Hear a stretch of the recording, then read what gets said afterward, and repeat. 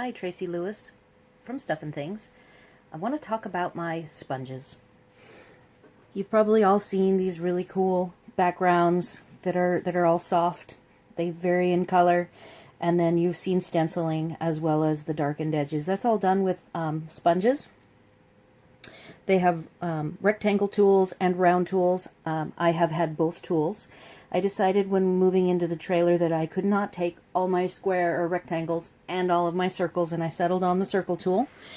I buy the Ranger Mini Ink Blending Foam. This is a mini ink tool.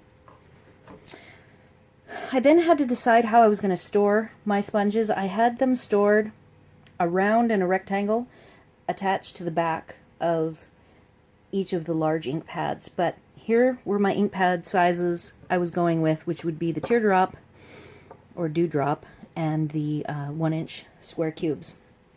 So as I went through the process, I had to take everything out. I had actually just stored all of my sponges in a big container, and I decided I was going to dedicate one, and I was only doing colors, not dedicated per color. So I went ahead and bought additional foam and evaluated each of the ink containers that I was now going to have. So this is the dewdrop size, and what I discovered is the size that the dewdrops are, the sponges fit perfectly. It is the right depth, and they don't fall out. So I decided I didn't really need to worry about adhering the soft fabric side of the sponge to the back of the ink. You actually adhere with the hook and loop end or half of Velcro on your sponge, and I went ahead and bought some of the hook and loop half that has adhesive on the back side. This is just an adhesive strip that peels off. And on the Distress ink, which is a square cube, I had an inconsistent adhesion of the circle into, it's the right depth almost, but it would come out. So I went ahead and cut the hook and loop into small pieces, adhered it, and now I can go ahead and safely put my sponge in and it won't fall out.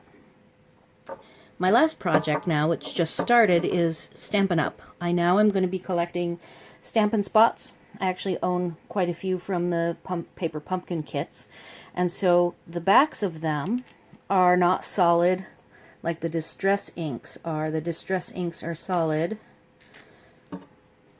and flat, and they're deeper.